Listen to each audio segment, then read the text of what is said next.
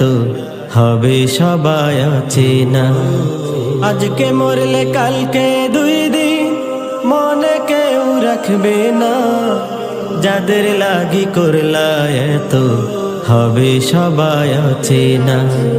থাকতে সময় দাও গো পারি সরল পথে হাঁটি। শেষ ঠিকানা হবে সবার 3.5 হাত মাটি। থাকতে সময় দাও গো পারি সরল পথে হাঁটি। শেষ ঠিকানা হবে সবার 3.5 হাত মাটি।